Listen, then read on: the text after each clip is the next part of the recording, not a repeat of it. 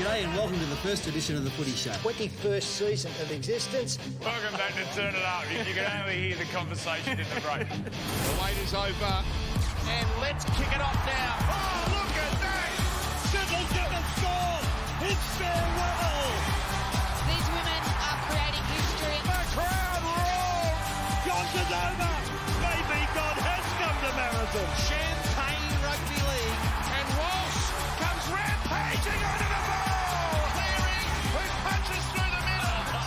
Nailed! Got it back to Gutherson. How about that? Everyone is on their feet. Slater, he's over Billy the Kid. Queensland have risen from the dead again. What a kick! And Dearden gets there. Not one person sitting. Here goes Nico. Mutson's got it. There you go. Oh, yes. The magic man from Newcastle. How have they done this? The Broncos are back on top of the rugby league world.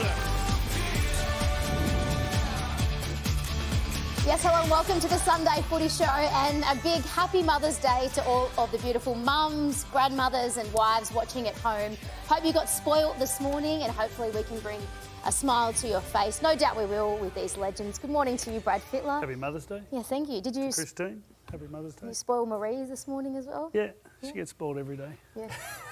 Every day. She's so lucky to be with you. She What knows about- she's lucky. Anything special this afternoon or this morning for you two? I'm working so hard I can't get there. Speak to the boss maybe in the Yeah, afternoon. exactly. Flogging a dead horse here. I'm just working so hard. Anyway, happy Mother's Day to all the mums. Gail. Yeah, hard to Farlow. Working hands, yeah. Little carny hands. They're working. Good morning to you, Bill. Morning, Em. Happy Mother's Day to yourself and all the mothers out there, in particular the mothers in my life. So, what a day. Yep.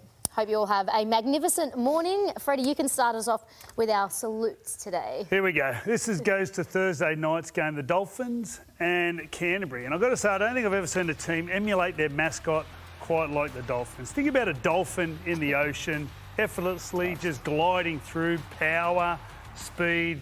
That's the Dolphins' backline. They move so well. They make it look so good, effortless, they're passing, but their speed and power. I just love watching. The tries are incredible and they make our game look so good. I think their hooker, Jeremy Marshall-King, allows it to happen a bit better, but I could just watch them every day of my life, the Dolphins. What noise does a dolphin make? I don't know if anyone's ever said emulating their mascot. Well, that's what they do, effortlessly. Very classy from you this morning, and well done to the Dolphins. Who are you saluting this morning, Bill? I'm saluting big Jason Tamalolo. Becomes the game's record holder for the Cowboys, surpassing the great Jonathan Thurston on 294 games. He played 295 on the weekend. She had a great little moment with JT before the match. They couldn't get the job done, but he has been an absolute wrecking ball, a weapon. 16 years in the NRL. It was 16 years ago. In 2010, as a 17-year-old, he debuted for the Cowboys. He's a one-club player, signed that long-term deal, and he's playing some great footy at the moment. Obviously, a part of that premiership winning team in 2015. The man they call Hulky. I wonder why. What a beast. Well done, so Taumalolo, and we'll dive into that match a little bit later on as well. And no doubt, yesterday afternoon, Knights fans were happy, but no one happier than this man beside me. Oh, yes. Saturday afternoons, I'm usually on my tippy toes, very excited, but I was even more on my tippy toes. Watching the Knights go about their work, fast ball movement, attacking footy.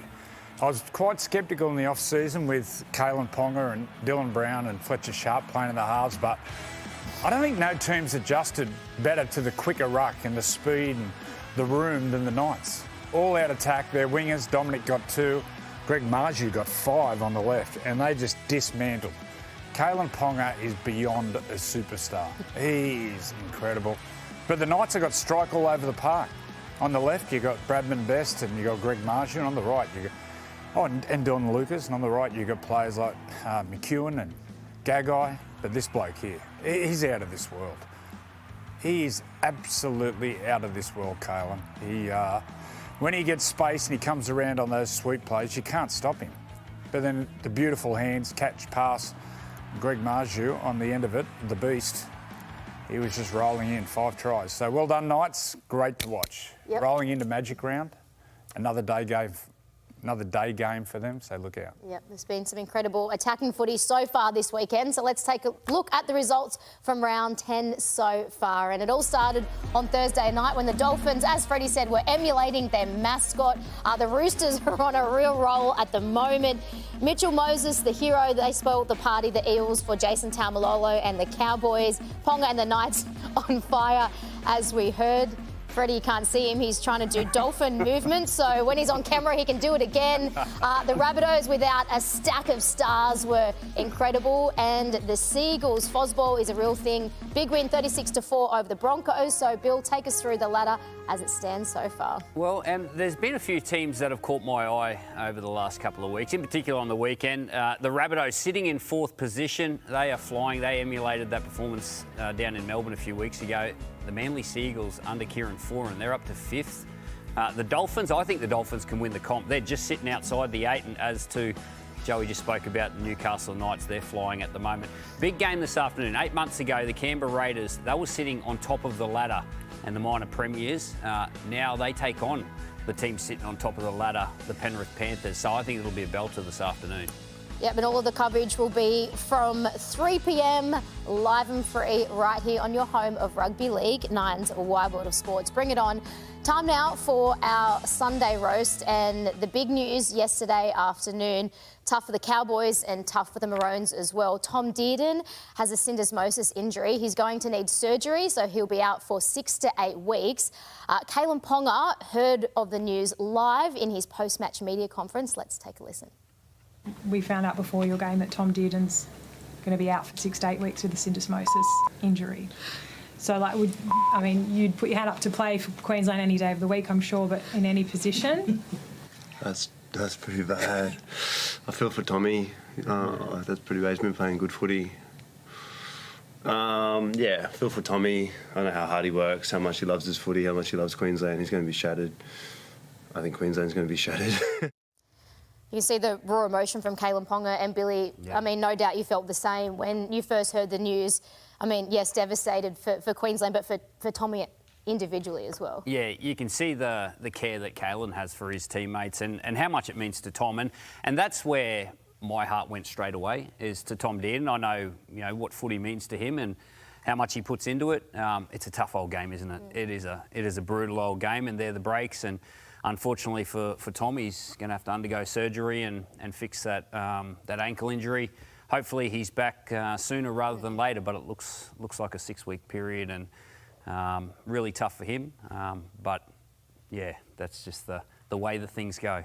Do you still have him around in the camp at all? Like, I know it depends on the rehab process with the Cowboys, but is there value in still having him in and around the group to help? Yeah, sometimes, especially when they're infectious people like Tom. He brings so much more than just his attributes as a halfback. He's a real competitor, brings a whole heap of spirit to a footy team. But I think the priority for Tom is to get himself nice and healthy to get back for the Cowboys. And who knows, it's a long series and he might be there at the end of the series. And I know everyone has an opinion on who can come in. Andrew Johns and Brad Fittler. They said off air, Billy's going to scribble out all of his notes. Billy earlier over breakfast, he actually gave us an insight into who he was going to pick. Mark Murray's name came up. Yeah. Well, here's the contenders, Freddie. Let's go through them quickly. You got Ben Hunt, who's pretty much the perfect 14, so I doubt he'll be starting. Jamal Fogarty. The other bloke around Ben Hunt, I think Kurt Mann's the important one, whether he becomes a 14, because I think Kurt Mann plays that role as well, being a hooker. Max Plath also. Yep. Yeah. Really, it's between two players. We can go through all of them. Well, this bloke would be great for morale. I'd love to see him get a start, Alfie. He did in 2001. Did a pretty good job, I've got to say. Maybe he's not as fit at the moment, and maybe his liver is neither. It's going to become between these two here, without doubt. Ironically, Roosters' teammates. For mine, I think it's his time. Sammy Walker, I just think his style of play at origin level, especially with the quicker ruck this year, you've got to be unpredictable. Set plays don't really necessarily work at origin, so I probably think just in front, I'd go Sammy. Yeah, there's my man. I think Daly Cherry Evans, if you have a look at their team, they're going to have Reece Walsh, they're going to have Hamaso, they're going to have Cameron Munster. So they've got players who can score points. So I don't think Sam Walker is going to be needed from a point of view of being a creative player. I think Daly Cherry-Evans gives you that experience. He's had 26 games. He's captained the state to victory, so I think Daly Cherry-Evans is a man. Well, the one here, I've heard talk of Kalen Ponga playing halfback. That won't be Never heard happening. something so ridiculous. Well, he's probably going to be the 14, actually. When you talk about Benny Hunt, I think Kalen might be the 14. if you're going to the future, I think Sam Walker mostly be your halfback and then Ezra Mam. Yeah. And I think that's your future. But at the moment, you've still got Cameron Munster there, and I think you've got a couple of good halfbacks, but I think Daly Cherry-Evans' experience is going to be needed. Can I just ask you, Bill? Oh, this is hilarious. He's laughing at everything you said. Can I just ask you, on the fair dinkum department, will you talk to Munster about who he thinks should be 7? I haven't thought of that.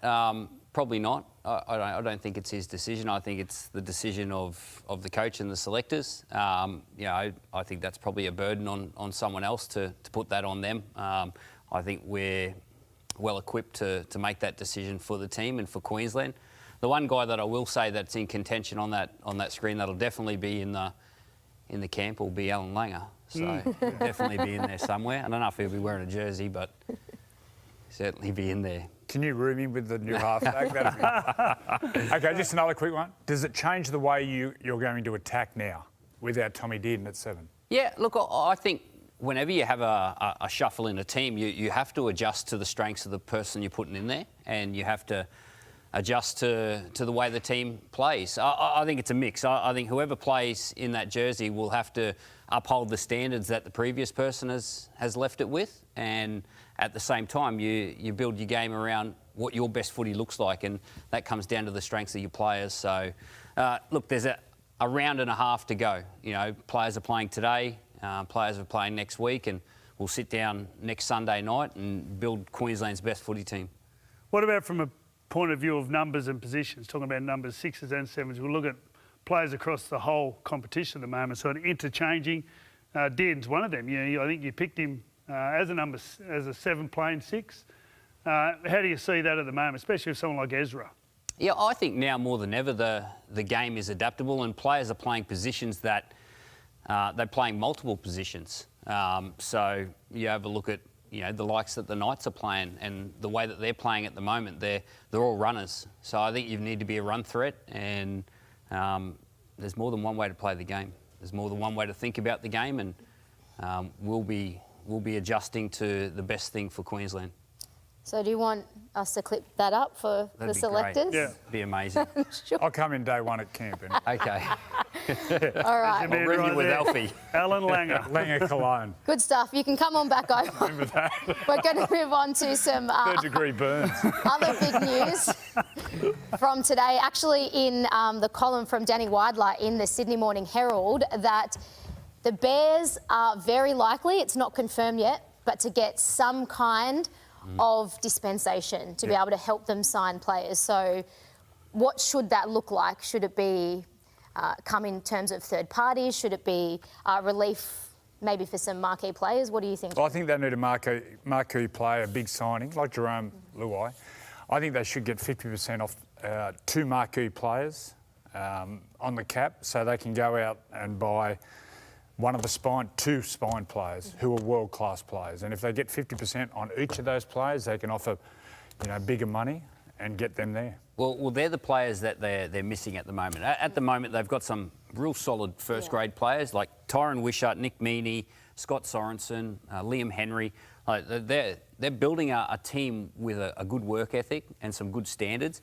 They need the top-tier players, and to attract them, you're going to have to pay them a little bit more money. We see that with Jerome Luai going to the Papua New Guinea Chiefs, and this is where it's all stemmed from. I've always thought that they need a little bit of assistance to start up a franchise, and it's good that they're thinking that way. I think when you look at PNG, obviously there's the living side of things, and you have to go and live in Port Moresby, which is a pretty tricky place. I think with the Perth thing, you've got to talk about travel. You have to deal with travel every second week of your life. You're talking 5-hour trips, so they need help somewhere along the line. Like, you're not going to go over there as one of the great players of the game if you can stay on the Eastern Seaboard and play in an equally decent team. So they're going to need help, without a doubt, and we need Perth to work. I think from a point of view of just the time slot, works so good. We get an extra day game.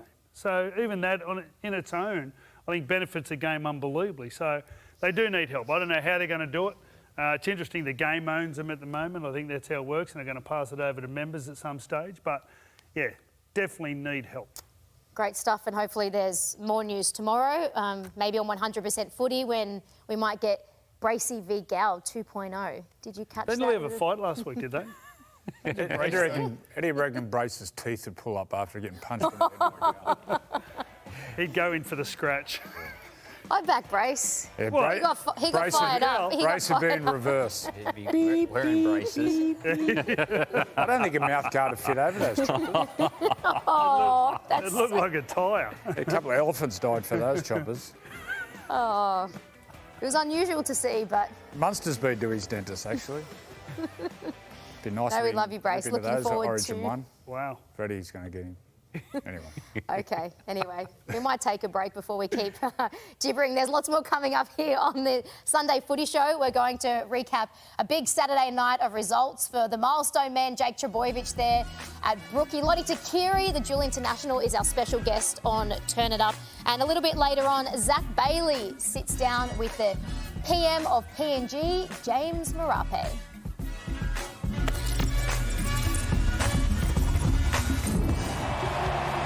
Here he is, Jake Trbojevic, 250 games. All started in 2013. A young man when he made his debut. Now with wife Alex and his family in tow. Wonderful that 250 comes up here at Brookvale.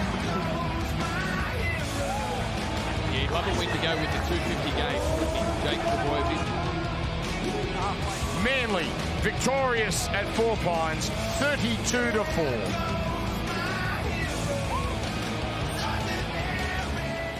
A huge congratulations to one of the best blokes in rugby league, Jake Trbojevic, 250 games in the NRL for his beloved Seagulls. He grew up on the Northern Beaches. Freddie, you had a bit to do with him in Blues camp. He honestly, I don't think, if anyone said a bad word about Jake, the issue's with you, not with Jake. Like, seriously, you can't knock him. No, I think you see it week in, week out. You not only see it like when you interview him and you get to see the public side of Jake, but you get to see him on a field. And that's where his character really comes out. His commitment to his teammates. You ask all his teammates if they want Jake Trbojevic to retire, they'd be all saying no, thank you. Put him on the field and we want to play with this bloke. Well, the one thing about Jake Trbojevic is celebrating 250 games. Counting his games, but he's certainly made his games count. That's one thing about him. He puts his body on the line, and it's been well documented this year that, you know, it might be his last. He could go around one more year, but I'm sure he's enjoying the ride at the moment. The last, 5 or 6 weeks has been incredible for the Manly Seagulls, and he's the heart and soul of that footy club. I remember he made his debut, and my son was playing for Monavale Raiders. And the next morning at 8 o'clock, the under-7s, 6s were playing, and Jake was there. The whole Trbojevic family were there. They'd run the line, they'd work the kitchen. An incredible family, and they give back so much to the Northern Beaches Rugby League. So, well done, Jake. You're a national treasure. Yep. And to celebrate, they got the victory over the Broncos as well, 32-4, which is now 5 of their last 6 under Kieran Foran. What did you like most about this performance from the mighty Seagulls? Everything. They're a complete team. I don't think you can fault. They've gone in with a young halfback, Jamal Fogarty. He's got the groin injury. He stood up, scored the first, kicked a 40-20. It was their defence, I think, that really made the difference. So they had someone sin-binned, and the Seagulls scored a try during that period. Manly were down to 12 players at one stage and actually held the defence, no tries. It just sort of shows you where they're at. Their mindset is all about defence, and then they've got enough talent and enough speed and brilliance to come up with tries. Have a look at this try. What was that? We talk about this, trying to bring this into the game off an error, having a free shot, having a free tackle. Well, Brendan Wakeham didn't wait for the rule to change. He just took it on. You're absolutely right about the way that they play. The defence was certainly the key factor in this, and it was so physical. It was incredibly physical. I haven't seen them play like that this year. They've got brilliance in their footy team. No Tom Trbojevic, he didn't play. He's still out for another month or so. But a great coaching decision by Kieran Foran as well. He actually moved Kohler back into the centres just to make it a more sturdy defensive line. You could see that was the priority in their footy team. Fa'alago, he went back to fullback and they interchanged a little bit. But It was a really good performance. Obviously, they got beaten last week only narrowly by the team sitting at the top of the ladder. But they're flying at the moment. Since Kieran Foran's taken over as coach, Luke Brooks, his game has gone to a whole new level. I think last night's the best I've ever seen him play. He played tough, he was rugged, he led them around, he was playing both sides. I think the responsibility also playing with the young half Joey Walsh has improved him, but I've got to say Luke Brooks was just incredible last night. It was good. He went down that short blindside, then went again. Yeah. Just he's got this mindset of attack. When he does that, he's a hard tackler. He's so fast.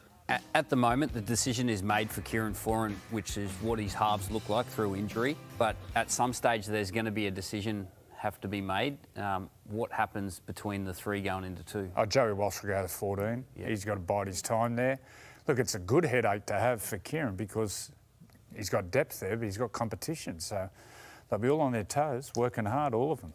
Well, Joey, we might send you over to the touchscreen because I think we were all in awe of Joey Walsh.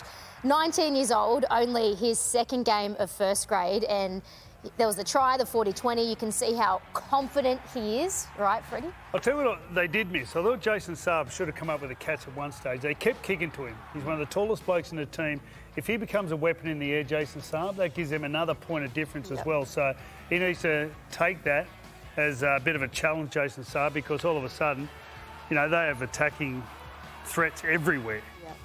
Very good to watch. So, Joey, take us through that Joey Walsh try last night at Brookie. Well, the first things first, just have a look at Joey Walsh here. He's hiding himself on the left. He's got the hands on his hips and he's got the deception. Look at all the eyes that are on Joey Walsh. He's looking here. Also, Ethan Bullymore, he runs a really good, genuine decoy. And it's the threat of Olakau'atu here on the outside, which gets the eyes for Ezra Mam. It looks a simple play, but have a look at everything that goes into it and the deception. But look at the eyes here. They're on Joey Walsh. And then let's look at the play here. Brendan Wakeham. Have a look at this. So that's a great decoy there. And have a look at what it does to Paddy Carrigan. He turns in there. He comes in. And it's a bullet, absolute bullet from Wakeham. I've got to say, Joey Walsh, look where he catches it above his head there. And then Olakau'atu, the presence of him, shape out the back, and Ezra Mam and the outside men, they're looking at Olakau'atu, asking for help. He goes in, Carrigan, but once again, look at the skill here. He catches the ball, so his vision, he's not looking up, catches the ball and just runs straight through. We got ourselves a 10, 15-year halfback here. He's a special talent, Joey Walsh, really special. So well done, Manly, well done, Joey Walsh, well done, Brendan Wakeham. He's killing it, playing really physical, and maybe it might be one of those years where a team comes out of the pack like a Dolphins or a Manly or a South Sydney and beats the heavyweights, or a Knight. That'd be nice. Oh, Freddie's noises. They were great to watch all round, but there was just a moment that was really tough, I think, not just for Manly fans, but any rugby league fan to watch, was when Siwa Tokeaho went down. He got taken off straight away in the ambulance. He broke both bones in that leg, so the tibia and fibula. It was sickening almost to watch, wasn't it? Tough to see. Definitely nearly impossible to watch again. It was a bad break, lower leg injury. He actually broke his leg before he put the ball down. He held onto the footy, breaks it there, and then gets it and slams the ball down. So a lot of people in that excruciating pain would just let go of the football. But he held onto the ball, got the ball down. You can see on his face here. Tough. He's been a warrior for such a long period of time. What is he, 32 years old? Went to France, came back. Roosters, went overseas, come back, and he's doing a wonderful job. I heard Kieran Foran talking about Siwa in the post-match press conference, and with glowing words, and let's hope it all repairs well and he does get back on the football field, but if he doesn't, it's been a heck of a career for him. What about for the Broncos? So back-to-back losses now, and sure, they are missing a number of key players. Mike Maguire said that's absolutely not an excuse, but 20-odd errors, 55% completion rate. Where's it? Like, what's going wrong for them at the moment? Well, a lot of that come in the second half. By half-time, there was still a game on, and then all of a sudden, the second half, they start to try things. They have that ability to be. They can be flamboyant at times and it looks brilliant, but then that can also turn into sloppiness. So and I think it turned into sloppiness last night. And then also the pressure of the defence. Oh, look at all these. Every time they're making an error, there's a Manly player ripping into them. So it just showed that they try to get there mostly the easy way, and whether they had the ability to go the hard way, whether there's too many players out or not, but they didn't challenge Manly that way. They're getting beat up in the middle of the field. That's the tricky thing. Like they've had some incredible performances without a handful of stars, like out-and-out superstars of their footy team. They went to the Tigers, they went to Campbelltown and beat the Tigers there with no stars. It's hard to get that hard part of the game right consistently without your stars. It's a tough job, and they just weren't prepared to do that last night against Manly. So that'll be back to the drawing board in that aspect, but they've got some quality to come back into this team. When's Payne Haas back? He's not back for another month or so, is he? Don't know. They're missing him. They're missing the middles. They're getting beat up in the middle of the field. They've got back rowers. Jajetsky playing in the front row. He's a back rower. So they need their middles back. Once they get their middles back, they'll be fine. Can it almost... I mean, I know it's not nice during this period, but towards the back end come finals time, can this be a valuable period, teaching them resilience and getting some of those younger players, you know, more time under pressure on the field? During this period, you need to win enough games. Yeah. So, and in that, you'll find your learnings. If you lose these games like they did last night, then you won't be there. So they need to win some games during this period. Wasn't it last year around this stage, middle of the year? They were 12th, weren't they? Yeah, and it was at the back end of the year that Ezra Mann and Adam Reynolds went down in Melbourne. Yeah. Selwyn Cobbo was another one that got injured that day as well. They went on a run from there. So they've got it in them. I think the injury toll is probably at an all-time low at the moment. On Manly, just before we do move on, if they all stay fit and they keep building under Kieran Foran, do they have what it takes to win the competition definitely. this year? Definitely. They'll be up there. They get there up around the top four and they're fully fit. They're a big chance. Paseka, front rower. They've got front rows now. Yeah. These blokes have been there now for How would you like to 6 or tackle 7 years. Olakuatu right now? No thanks. Is he going to pop around from somewhere? He's out the back. Oh, there he is over there. Similar. Oh gosh, that's Lote Tuqiri. No one else can see that. It's Lote Tuqiri for those who can't see. He's our special guest on Turn It Up coming up in a few segments' time. But of course, next Thursday night, to kick off Suncorp Stadium, we have Game 2 of Women's Origin, and I'm very pleased to say that the 5'8" from the Maroons, Lote Tuqiri, joins us here on the Sunday Footy Show. Lote, thank you so much for coming on. We're really looking forward to Thursday. You made your debut for Queensland in Game 1. How was that experience for you? I know you didn't get the result, but it must have been a dream come true. Yeah, I mean, honestly, it was unreal. Getting to run out in the Queensland jersey has been a long dream and goal of mine, but yeah, it was awesome. Getting to do it in front of my family was extra special, but yeah, I soaked in every moment and every second of it, and I loved it. Shante, congratulations on your debut for Queensland. You've got a lot right as a footy team, and right to the death, it was a one-point ball game until that last try. How was the review, and what have you focused on going into Game 2? Yeah, I mean, we've learned that, you know, every moment counts in Origin. Everything happens so quickly, and I think in this round we just want to focus on ourselves, and we've got a lot of potential in our team, and we just want to bring our best foot forward for footy and just do our best. What was it like playing with Tamika Upton? Now, I'm sure, like for all Queenslanders, that must be just a dream to play with Tamika. What's it like to actually be out on the field with her? No, yeah, she's pretty cool to take the field with. She's pretty calm and collected out there on the field, but, you know, wherever you need her, she's always there, whether it's you're looking to your left and she's right there on your right. But honestly, she's such a huge player in our team, and I'm just grateful to be beside her on the field. Suncorp Stadium Thursday, they're talking upwards of 25,000. How much are you looking forward to that experience? Yeah, I mean, it's during the Magic Round event, so I think that'll be pretty special. But getting to kick off back in Queensland in our home state will be pretty exciting. We're just hoping that all the fans will show up and really get behind us, and we'll just feed off all the energy. A big part of the Maroons game was the kicking game, and I thought you did that fantastically up at Newcastle. Where did you learn to kick? You had spirals going on, you're doing all types of kicks. I thought the variety was excellent. Where did you learn to kick? If I'm being honest, I've pretty much kicked since I was young, I've loved kicking a footy.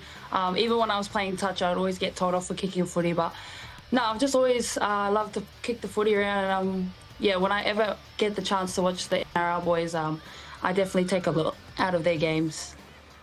Well, hopefully we're seeing some incredible vision of your kicks from Newcastle. Hopefully we see more up at Suncorp Stadium. Shante, thanks for coming on the show, and we'll see you on Thursday night. Thank you guys. Thanks for having me.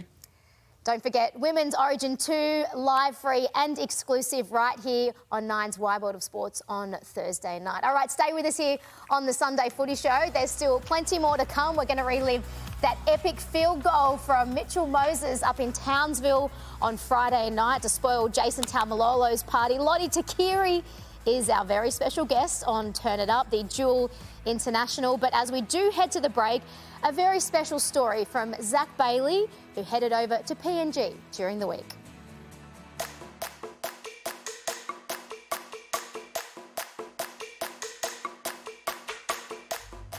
Prime Minister, thank you so much for having us in your country. I want to know where the seed was planted for your love of rugby league. I grew up in a region that played rugby league in the highlands of Papua New Guinea. Coming into Port Moresby, when I was at the university, as a 19-year-old, I was playing first grade here in the Port Moresby Rugby League back in 1991, 92, 93. So it has been part of my life.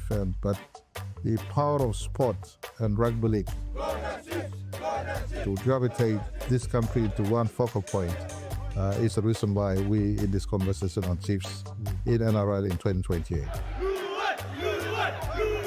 We've heard so much about the signing of Jerome Luai. Is it starting to feel real, the impact the Chiefs are going to have here in Papua New Guinea, through the Pacific and abroad in Australia as well? So people know the impact of the team on the country, and people are waiting for who becomes our first signing. Of course, the country have the views on their own players emerging, but they also balance. They want us to make sure we are successful. And so getting the best players out there available to be grafted into Chiefs is number one step.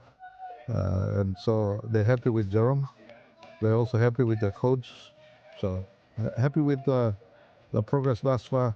One signing, but huge wave created in as far as the possibility of attracting world-class players into Port Moresby. Port Moresby has the stigma of being not livable city, but we have more than, in my view, about 5,000 to 6,000 expatriates in Port Moresby alone. I spoke to the GM of the PNG Chiefs, Michael Shamus, and he said, without you, you don't get Jerome Luai. He said you were the deal maker. I don't think so. Jerome made the deal himself. We put the country to him. He saw the big picture. So kudos to the young fellow. He motivates what real Pacific is all about. I see Chiefs as far bigger than opening a gold mine. The effect of Chiefs on the economy and lifestyle in PNG and Port Moresby is far greater. So it's a far bigger dream than just rugby league in my view. The first game, I heard you were going to run the water for the PNG Chiefs. You're going to be water boy. If the game is that the dream? If the game is not played on Saturday. If the game is not played on Saturday, I run the water the first thing. And that was supposedly my retirement job, running the water, sitting on the side. Just for me personally, a Sumatra dream coming true.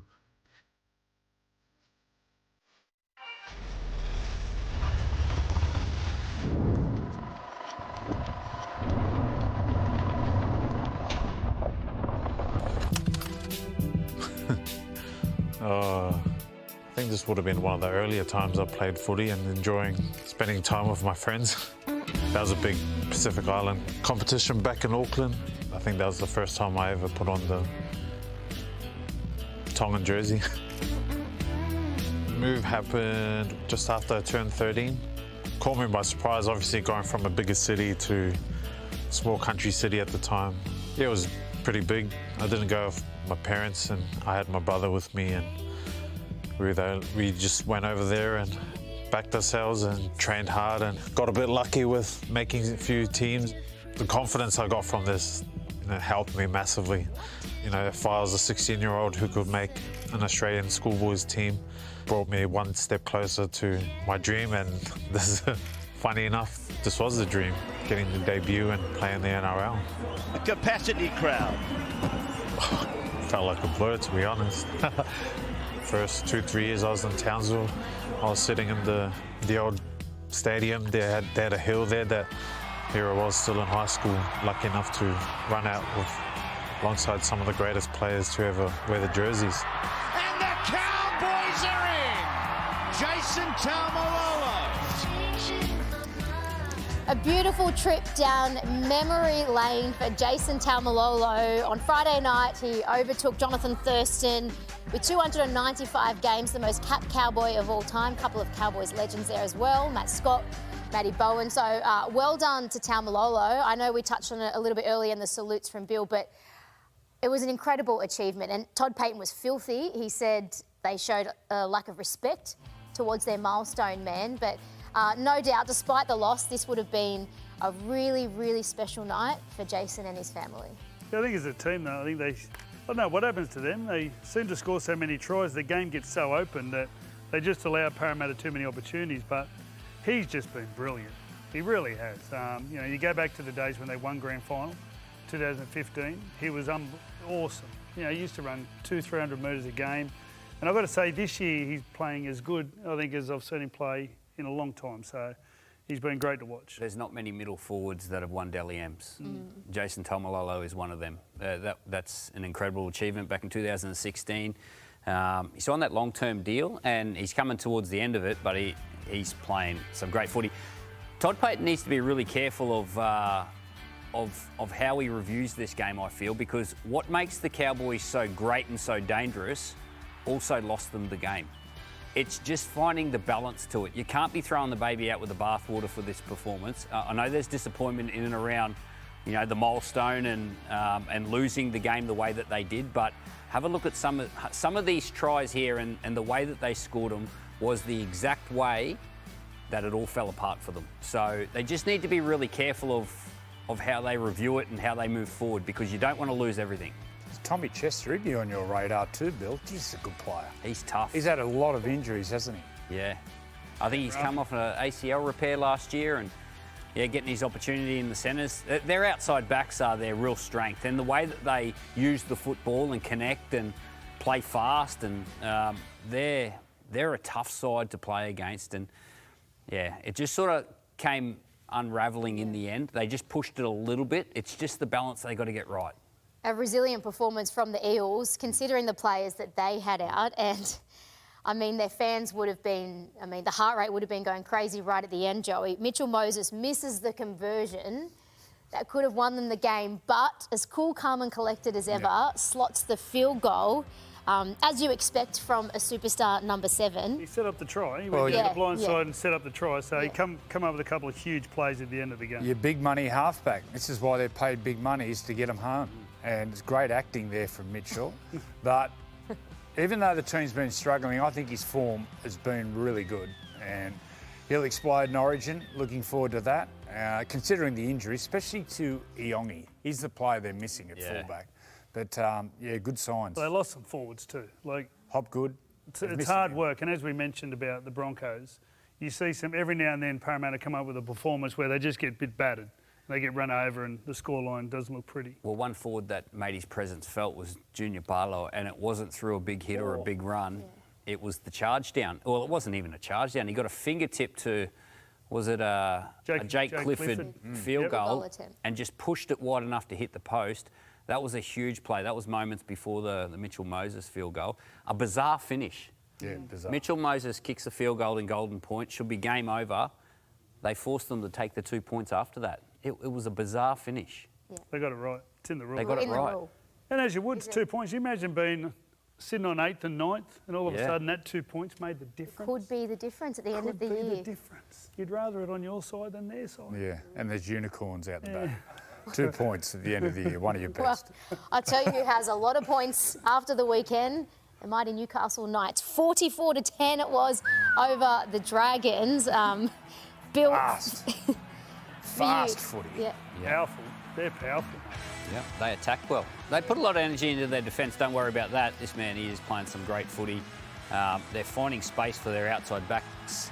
Greg Marju scored five tries for Greg Marju. I think that's equals the record with Edric Lee. Yep. Okay. Bradman Best back. They got a host of players back last week, and they're building something there, the Newcastle Knights. And like I said, their attack is shining, but they're putting a lot of energy into the cycle part of the game, the defensive part of the game.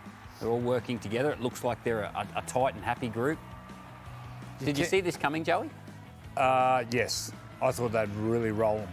In the day game down there, fast track, I really thought they'd put it. I'm talking their form this year. Oh, no. Under Justin Holbrook. No, I was coach. worried, mate. I was worried about the halves with Dylan Brown, Fletcher Sharp, how they would combine. I got to say, Peter O'Sullivan, the recruitment officer, has made some shrewd buys. But, yeah, in the off-season, I was worried about how their spine would play, but once again, I was wrong. About a lot of things. Doesn't happen. Jacob Footy, he was powerful. Yeah. Made some big plays through the middle, come up with some big tackles. We keep talking about front rows today. He's someone that they need to stay on the field. I think without him, you lose your real big men. Trey Mooney's doing a really good job. Kid who come from Canberra, he's doing a great job, but just gives you that size and presence, Safidi. Billy, defending Kalen around the halfway line when the centres are passive and the halfback tries to take back row and slide off for Kalen, just can't do it. Well, he's just too quick, isn't he? He's got so many attributes. He's got a run attribute. He's a big lad. He'd be 93 kilos. He's got a silky pass on him, both long and short, and he's fast. He's playing as settled as I've ever seen him play, and he's playing on the ball. So once again, he's playing a traditional fullback role where he gets out wide, but he's also on the ball setting up players. So the way that Sharp and Brown and Kalen are all working together, they mix and match their positions, and it's just working for the Knights at the moment. Yeah, him sweeping over the right-hand side, put Dom Young down the sideline. He's so strong through the hips. You watch when he runs that run that in and away, plenty of blokes get to him, but can't bring him down. He's just running through tackles all the time. We can see there's been a real improvement this year, but it shows from the inside with Kalen extending till 29, the feeling within the club. So onwards and upwards, they're going to win the comp this year. Do you say that confidently? Or is this a... That's my sword. My Knights. I've had a few head knocks over the years. They could. You never know. Never know? Well, the Dragons certainly won't be winning the comp. Just before we move on, can you see a win? Well, the coach said that at the start of the year. I'm not trying to be disrespectful to the Dragons. Put the mock on his own team. Can you see? So that's 10 rounds now without a victory. I know they've had a bye in there, but do you see a victory coming soon? They're going to be patient. They've now gone in with all their young blokes, so it's going to take a while. They'll jag a win. It's going to take a while. They'll get a win soonish. 14 line breaks against. That's quite alarming. Yeah. Kalen, beyond a superstar. He's just out of this world. You've got some big decisions to make, Bill. He was telling us before. Freddie, quick one. Reece or Kalen? You've got to buy one. Buy one? Right. Yes. Reece. He'd make more money for your club.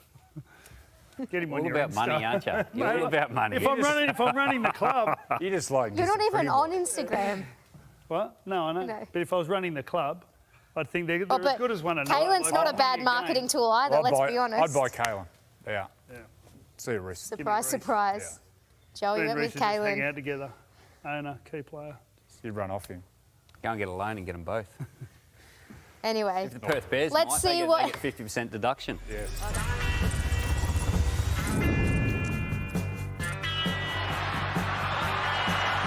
Alex Johnston, he doesn't need to be 100% when he's playing at Sydney Olympic Park. Alex Johnston is going to get another one. He's playing on 1.5 legs and barely that's a hat-trick to Alex Johnston. He's in for number 3. How good is South Sydney's left side? Well, the answer is the best in the comp. Well done to Alex Johnston. Couple of fun facts from Middo. He has now scored, not Middo, AJ that is, 17 hat-tricks in his career, which is the most in NRL history. And he's also scored 100 tries at a course. So for context, that's the same as the likes of Alfie and Tim Brasher scored in their entire career. So good on your AJ. And you were just saying, you two, he wouldn't have done it without someone like Cody Walker, who is in mind-boggling form at the moment. I just watch him. Cody is just on another level. I'll tell you what Alex Johnson wouldn't have done it without. It wouldn't have done it without toughness either. He went into this game with a knee injury. You can see it heavily strapped and hampered him all game, but still has that ability to find that try line. He is a wonderful player. He broke the record earlier in the year, and now he's just smashing it. He's actually extending it to it becoming near impossible to break himself. Look at that pass. They did what they did to the Melbourne Storm a couple of weeks ago. There he is there, just hobbling over the line. But they were brutal. They were without so many stars, the South Sydney Rabbitohs, and they are playing this high percentage Wayne Bennett style of football. I think they made 6 errors in the whole game, and they just didn't beat themselves. The Sharks just didn't look a hope. Considering no Brendan Smith, no Jack White, no Latrell Mitchell, no David Fafita, no Jai Arrow, no Jamie Humphries, and they still absolutely destroyed them. 2 blokes HIA. Geez, it's a real worry for Craig Fitzgibbon. That's the worst I've seen him play in a long, long time, Cronulla. Defensively, he gave them a spray 2 weeks ago when they let in 46 points against the Cowboys. Then they beat up the Tigers last week, but then last night they just weren't anywhere in the game. Anywhere in the game. You mentioned all of those players out, so the big one was Latrell Mitchell, but in comes another Latrell Seagwell. Wayne Bennett said post-match, he said, the real Latrell stepped up. On debut, 25 years old. What about his goal kicking? His he was outstanding. Absolutely outstanding. He had 120 friends and family. That was so good. Also, his great-grandmother turned 100, I think, the day earlier, so a shout-out to her. Big week. It was his birthday during the week as well. You know Wayne Bennett's in a good mood when he starts giggling at his own jokes, don't you, in the post-match press conference? But what a moment. You know, this guy has, worked really hard. Everyone speaks about his talent and what he brings to the training field. It was great to see him get an opportunity, and he was really good. Played in the centres. I think he's probably more of a half, but played in the centres, did a great job. He was part of a tackle early on. Cronulla had a bit of luck early on. They put some pressure on him. Jai Gray came up with 2 try-saving tackles, and Latrell was one of them. And when you get put away early, and the other team just isn't going to give up their try line, you could just see Cronulla's attitude just change straight away. And a couple of big plays early just led to points late in the game. I could talk about Cody for hours, but last night, Aston Ward, he played so straight into the line, the young halfback, which created room on the outside for Cody. Geez, he played well last night, Aston Ward. He's a real player. He's only small, but with the quicker ruck, the quicker game now, the smaller men are really coming into the game. Geez, he was brave the way he plays. Straight, digging into the line, getting whacked defensively. He was strong with this tackle here, saved the try. They got great depth, South Sydney. Well, we mentioned the players that got out and still getting it done. Well, we talked about it before. You get the benefit most probably the year before. A lot of these blokes played last year. And they weren't winning many games and they're under pressure. And you can see the benefit this year. They go away, have a good pre-season. The coach knows what they can do and they get opportunities.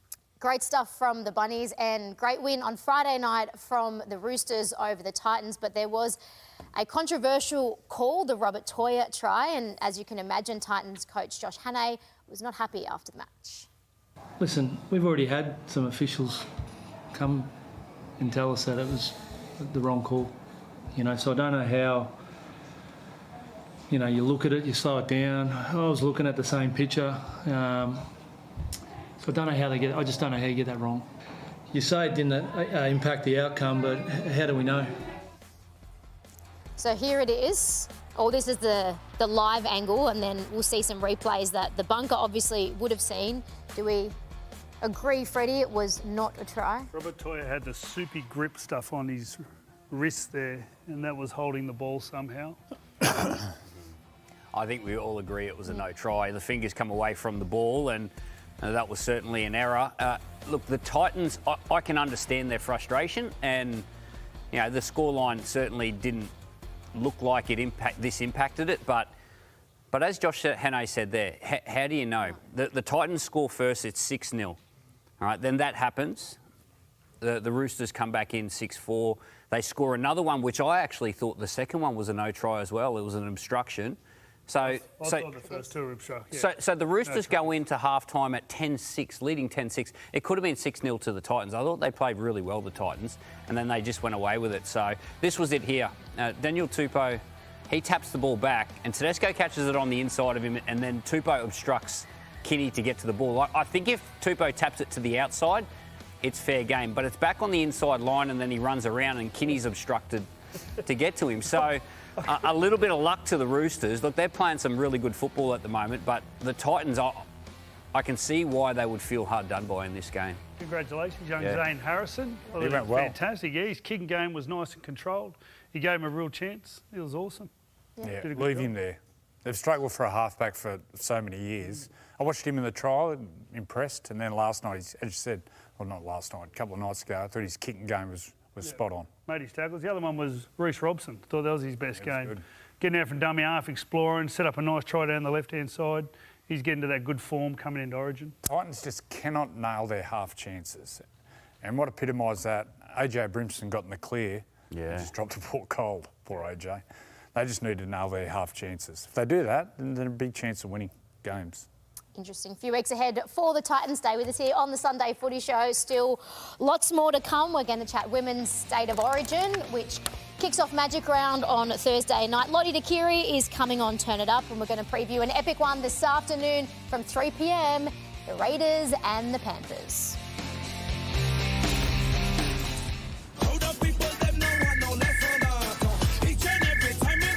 Yo, how you going, Sammy? I'm good, thanks, brother. Hey, I've got a day off today. I was thinking of going over to Tangalooma. You want in? 100%, I'm there, mate. All right, bro, I'll come pick you up. Perfect, see you soon. I'm in the right type of mode, I'm in the right type of mode. There he is, look at this handsome man. Yeah, brother. How you going, my boy? How's it going, lad? Going good. How you been? Thanks for picking me up. Good to see you. You too. Safety first. Put the seatbelt on, please. Thank you. I always like to start my day with a song. I said, baby, you're gonna be the one that saves me. And after all, Mama!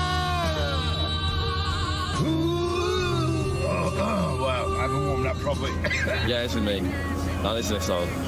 This is the best song of all time, lads. I'm falling asleep, and she's calling the cat. The smoke, and she's taking a train. Can't we just skip Mr. Brightside? Yeah, we're here, baby. Tangalooma. Ballet, thanks, mate.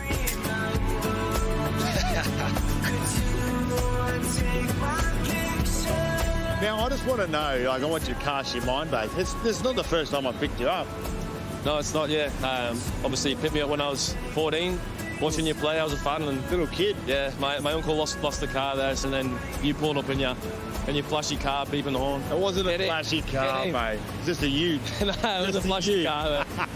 It was nice. No, thanks for that. Then obviously picked me up today, so yeah, a bit of a full circle moment there. Yeah, well, I own the boat too, so this is my boat. So you're welcome. Everybody is a place in the open deck. Hello, everyone. Welcome to my show. Go with me here, rock with me. I'm on a boat. I'm on a boat. Take a good hard look at the boat. Yeah, I'm afloat. I'm on a boat. We're going to take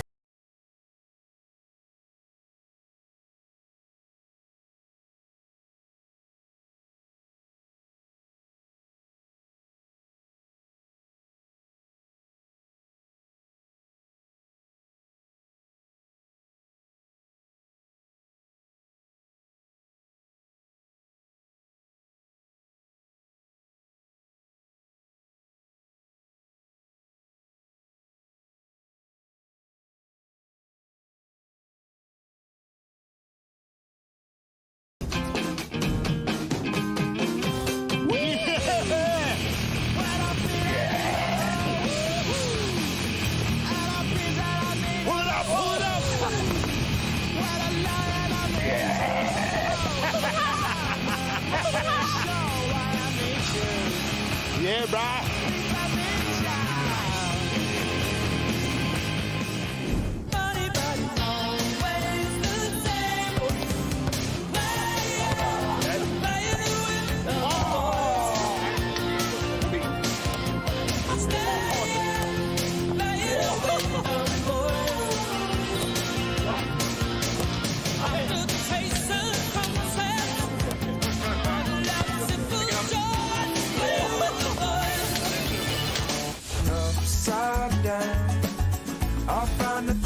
one of the best things to do here at Tangalooma is feed the dolphins. It usually happens at night, but I think I found a dolphin now.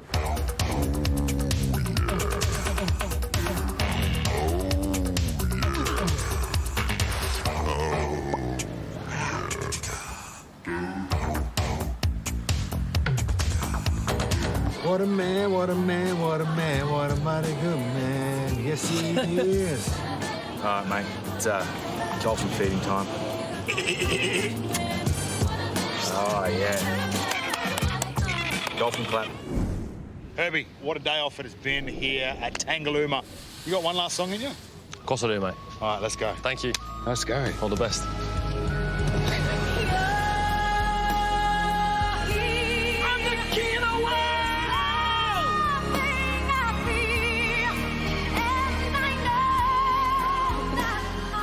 Great stuff, Sammy. Does anyone want those slow-mos of Herbie clipped up for any purpose or... I'd like a bucket. Someone's drooling under here. It wasn't me, it was you. Actually, they're more like this. Oh, God, Herbie. Wow. Not bad on and Pack off of the heat. field, hey? Herbie Farnworth. Definitely wasn't cold there. Anyway, before we get in trouble... Happy Mother's Day.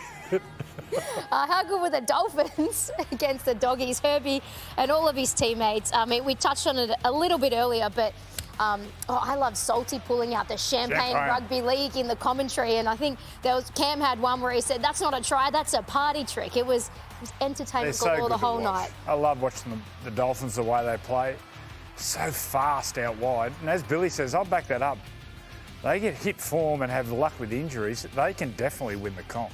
They got points in them and they score them quick. They're well balanced, aren't they? Their outside backs are big and athletic. They've got creative halves. Hamaso at the back can score from anywhere, and their forwards do a wonderful job for them. They've got working forwards like Plath and Gilbert, back rowers that can strike cause worries. Look, it wasn't all their own way. At the start of the game, half-time, the Dolphins went in front, 14-12, but only just. They scored right at the death there, the Dolphins. The sin bin to Jacob Preston, 4 minutes to go before half-time, that was a real killer, and they were getting a bit right, the Bulldogs, but then it all fell apart for them. Jeremy Marshall-King's first match of the year, and hearing all of the Dolphins talk post-match, they all mentioned Jeremy and the fact that he's the glue of that side and what a phenomenal difference he made.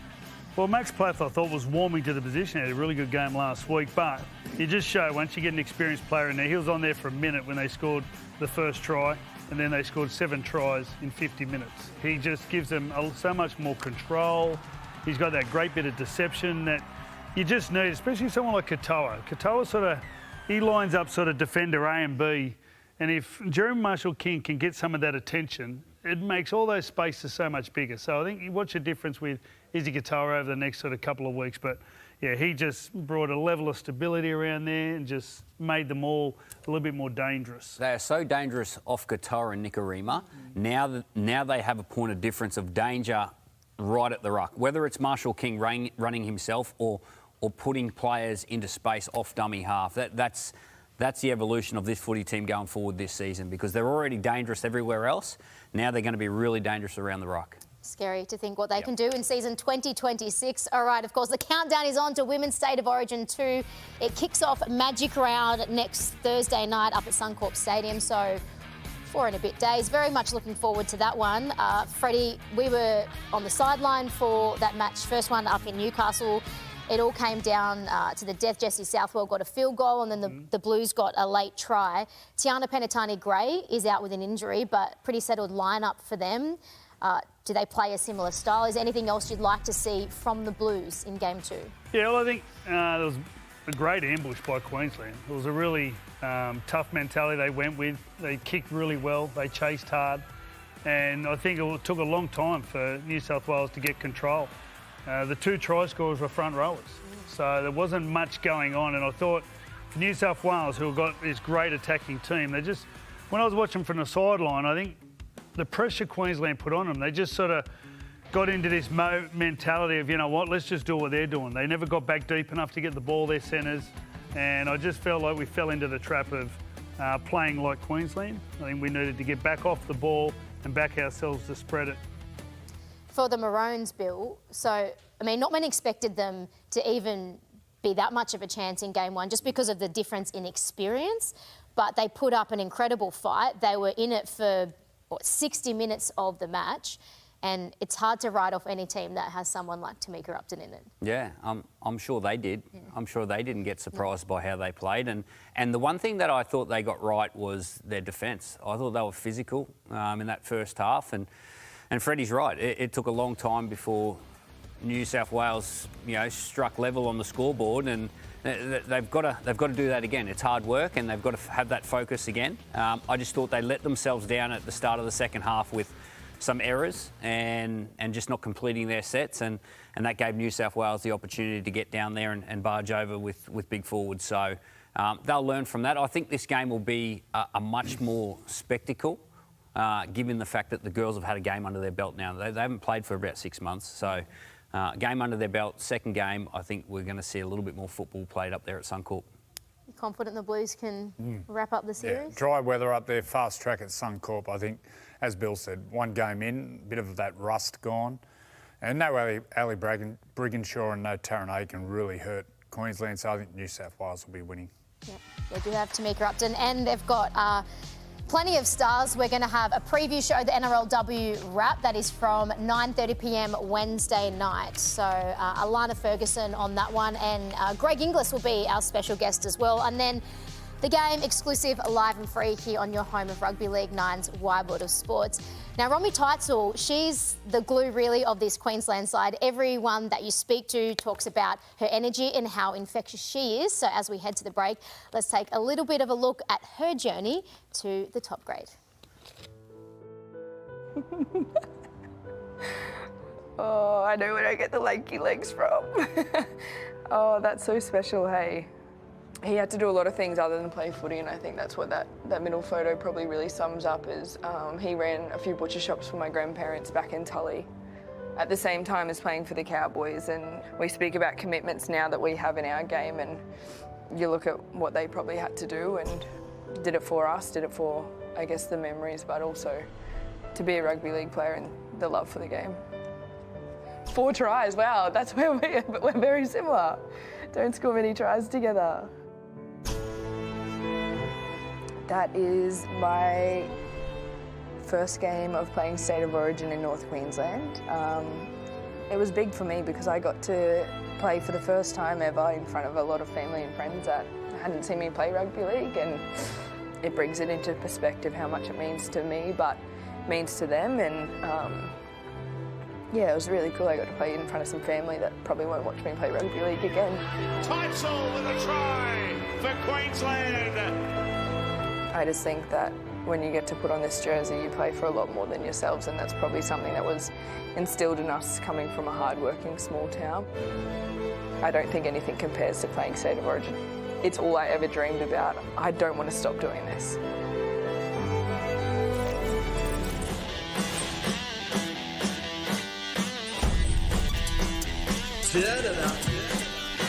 Looks like I've got the Tuqiri gang.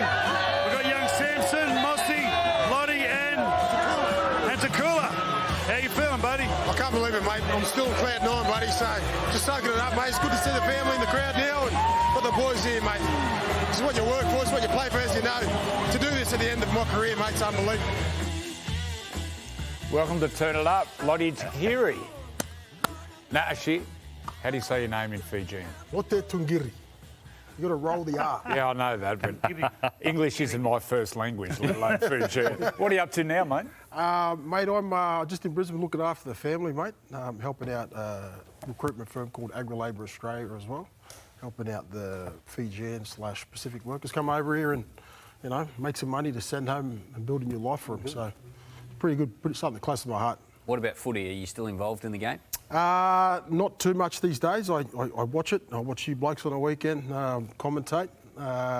Did some stuff with Carmichael Hunt last year at South Logan. But oh yeah, the Magpies. The Magpies, but I'd just given it a rest this year. It's too much time. Mate, Fijian wingers. We seem to have lost all our Fijian wingers. Where are they gone?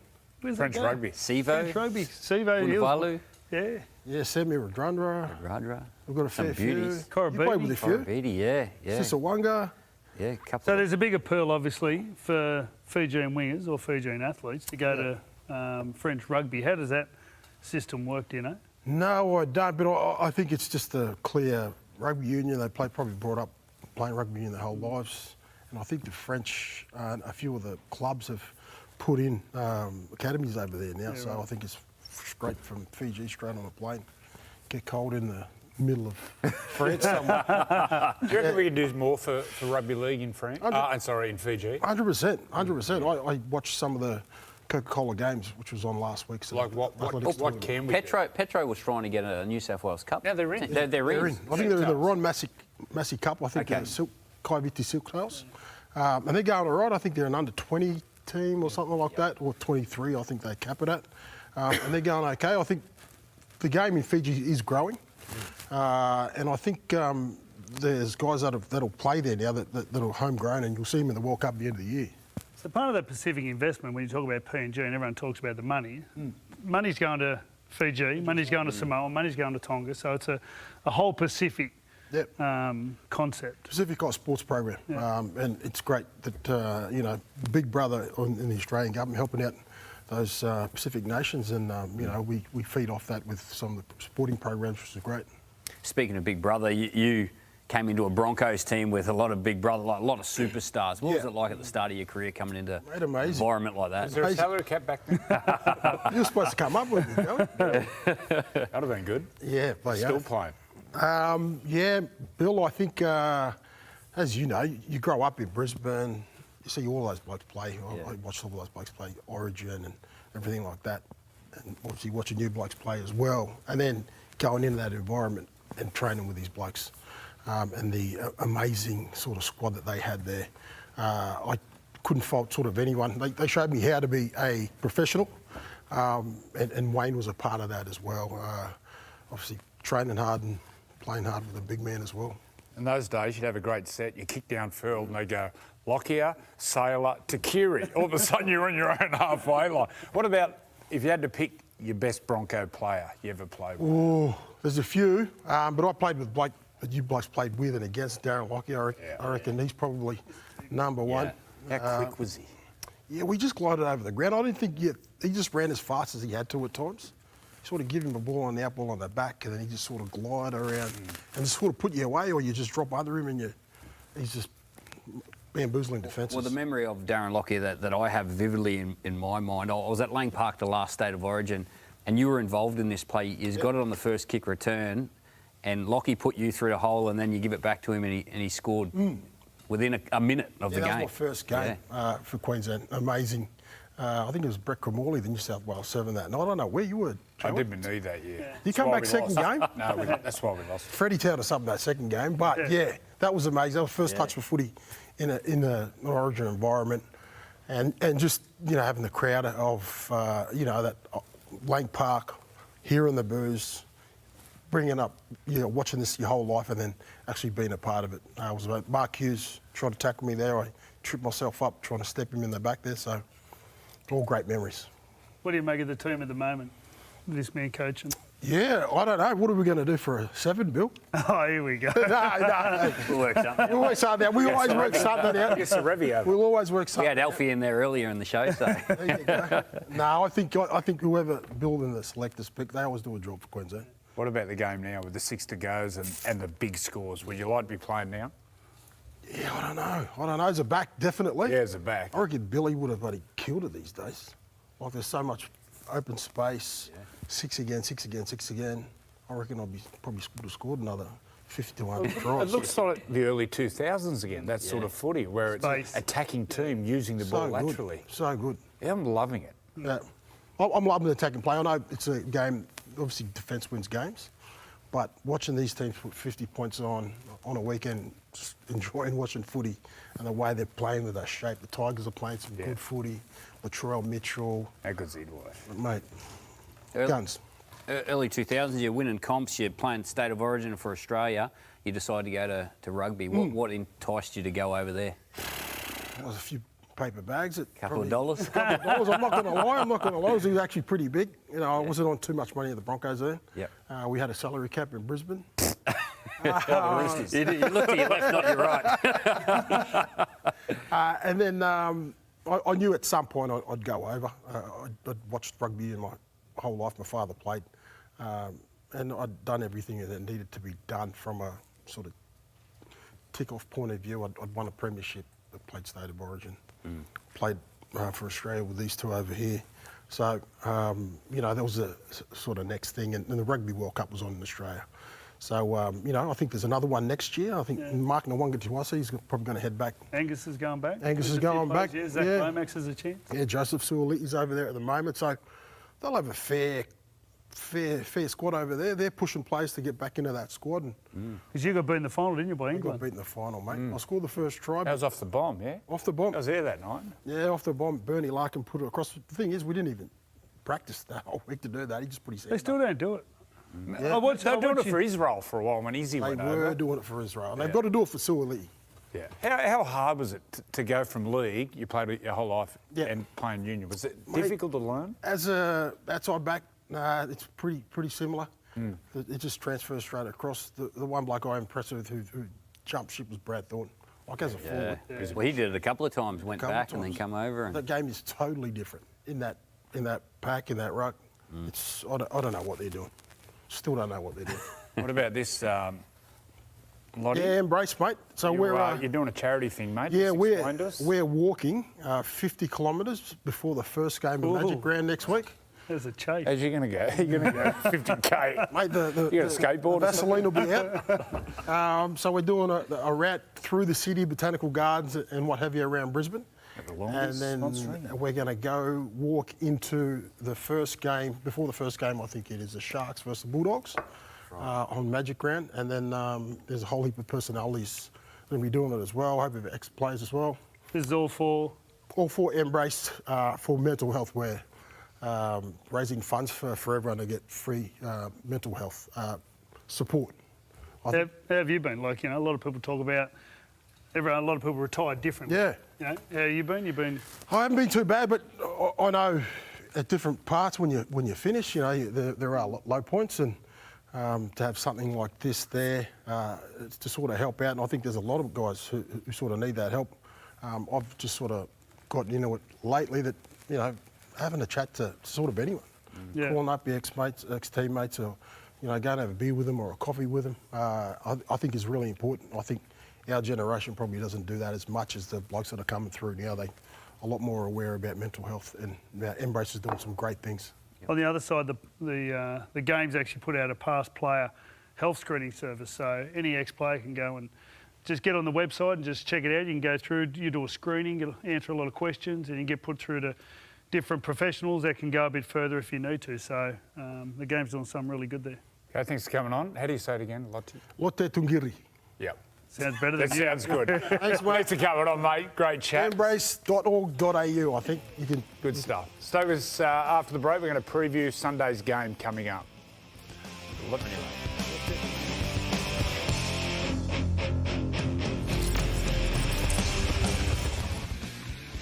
Bring it on from 3 p.m. this afternoon, live and free on 9. Down in the nation's capital, the Raiders and the Penrith Panthers.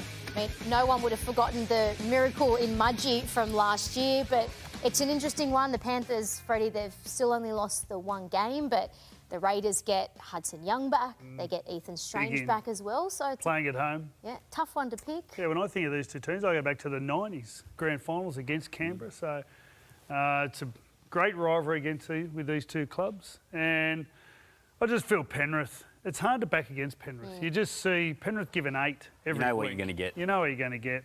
I think they've also got the ability, Canberra, to upset Penrith. They're unorthodox. I really feel like Tarpanay plays a big role there, and I don't know if he's been at his absolute best for the Raiders, but Hudson Young being back and Ethan Strange obviously gives them a massive chance. Well, they're the two that can really unsettle the Penrith Panthers because they play what's in front of them, and they're both really strong ball runners. You know, they can offload the footy and they can create that second phase, which will pull Penrith out of structure with the defence. They had a really good win last week against the Titans, the Raiders. They were undermanned and they went up to the Gold Coast and had a really good win. So they'll be looking to back that up. This is a good matchup. I've tipped Penrith, but I was very close to tipping the Raiders. There'll be nothing in this. This will be a cracking game. fast track down there. Ricky will have them ready for an ambush. Can you imagine Ricky all week, Freddie, down there? I think every week's an ambush for Ricky. Yeah. But, big crowd down there. The ambushing her at every league. Way. It's Mother's Day, come on. I've tipped Penrith, but an upset here would not surprise. This is going to be a great game. Don't miss it. Nathan Cleary, I mean, every single week, you know, with what he's been able to do, particularly with their young side, tough year last year, but each and every week, oops, he's getting excited talking about Nathan. You thinking about Herbie still? He's just on totally top of his game. We're talking about at the start of the year. The game has just slowed down for him. He's watching the game in slow motion. Behave yourself, you two. Well, he's got pants. You're excited about that too. But he's just in totally control of his game. And he'll have a bit.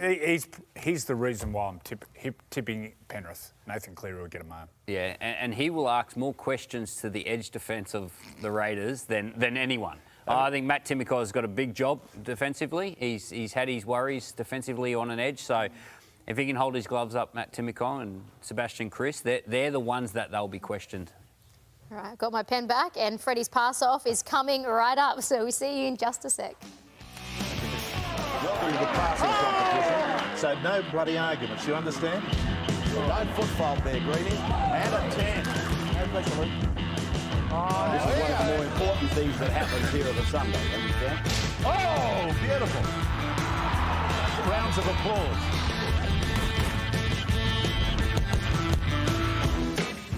It's time for another edition of Freddie's Pass Off. We have some very special friends from the Gaimea Gorillas. So we've got Jess, Aria, Ryder and Nash. So they're pumped up and ready to go, Fred. All right, how's the club going, Jess? Really good, yeah. How many teams? At the moment, sorry, I've got notes, 84 teams at the moment. 84 and teams. 35 league teams. Wow. Yeah. How do you like playing?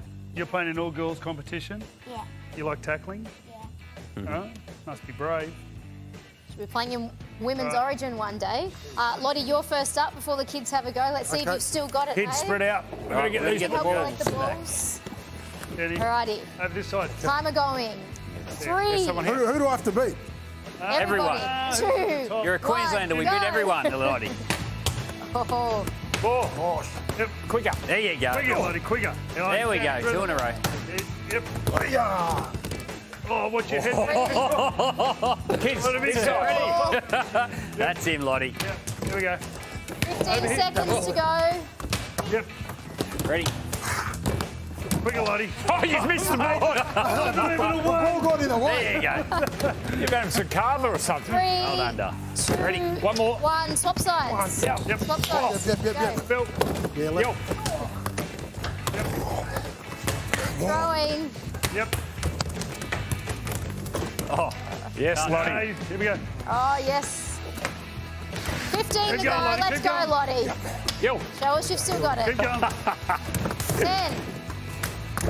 Oh my gosh. Too much style, bro. 5. Give me a hand there, Lote. There's one for you. Thanks, Bill. 3. And another one. 2.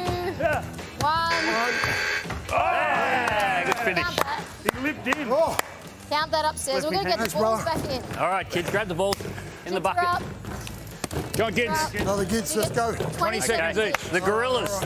The Gaimea Gorillas. Pass from It the was U. quite a good score, apparently, Lote. From the U. We'll have the leaderboard after the break. Everyone is over here. Who's up first? Catch your breath, mate. You go, dog. Up here, on the U. Yeah, over here. One of you's over here. Yeah. You ready? Let's get getting stuck ready. into Turn it. your feet, Okay, turn ready? your feet, turn your 3, feet. That's it. 2, 1, go. Let's go. Oh, Yeah, nice and quick. That's away. Good work. Yes. Stuff nearly Yep. Keep going. so close. Just hit him in the head. Hit me in the head. How could you miss that head? Oh, yes, I count that one. Hey, Joe, ready? Yes. 3 to go. Get ready to There you play. go. I feel sorry for that ball hitting that head. Swap over. You're in. Who's up? Stop, Come on. stop. Ready. Go. Yo, righter. Right, big There boy, we go. you got to get in line. Fire it in. That's it. Good ball. You got to get in line, There we mate. go. Yo, Get in line. yo. Yeah, look. Hang on, we've got a half day. Oh, wow. Last. You want to go to Newcastle? We'll get you. Yep. 3 seconds. 2, 1. go. Stop over. Here we go, buddy. Go. All right. Yes. Transition. Here we go. Fire it through. Yeah, Son nice. of a legend. Son of Shifty Brent Sherwin Jumbo. Oh, Shifty. Shifty. Yeah. Good knee play. Good Yo. stuff. Mate, Ready. 5 seconds. let's go, go, go, go. Two more. Three, Ready. two. One more. Yeah, nice Shifty. Yes. Yeah. Now the last one. Good stuff. Round of applause. Go me, Gorillas. Well done. Come on in. Well done, kids. Good And Lottie. stuff. Thanks for coming in. We will have the leaderboards after the break. Lottie, we appreciate you coming in as well. And just before we go, you did want to share, unfortunately, some sad news for the rugby league community. Yeah, rugby league community, especially in Fiji. Philly Sarah, who played for the Crushers, and the Steelers passed away during the week from terrible disease. MND, I'm still catching my breath. Condolences to his family in Levuka and Fiji. Yep. Well said. Sorry to throw that on you right at the end, but thinking of the family and from everyone here at Rabbitohs Sports, we'll see you in just a moment. The countdown is on to Magic Round next week. It all kicks off with Women's State of Origin on Thursday night coverage from 7:30, exclusive here on 9. And then we've got 3 matches across the weekend. So a Saturday night game at Magic Round. So that's the Eels and the Storm coverage from 7 p.m. So don't forget, we are on every single day. That first one, Em, the Dolphins up against the Rabbitohs, 2 teams in a lot of form. I'm hearing Latrell Mitchell chance of playing that one, coming back from a back injury, so that'll be a beauty. Warrior Bronco. The last one. Sunday Arvo. Be full.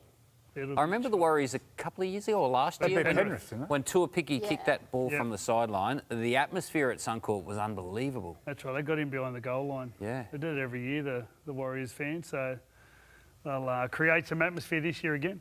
Hopefully we see Mount Druitt Freddie as well at Magic Round, maybe. I'll get him. Maybe we'll have a live show. We'll all be up there, live show from I Suncorp hope Stadium. so. I'll get you. Oh, lots to look forward to. Before we take a break, these are the leaderboards. So he's 4th, Lottie. Not too bad. Not too bad at all. And then our friends from the Gaimea Gorillas, drum roll, they're in 3rd. Ooh, very good. Great stuff. So Dapto City still leading well and truly at the top. Stay with us. We're going to wrap up the show after this short break.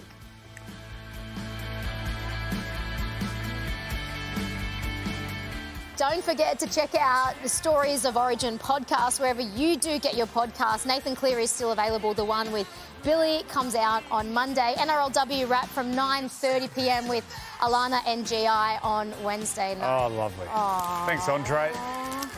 It's beautiful. Happy Thank Mother's you. Day. Happy Mother's Day. Happy Mother's Day to all of the amazing mums at home. I can honestly say being a mum is the best job in the world, followed closely by Apart working from hanging with out. you Wait till guys. they're teenagers. Right.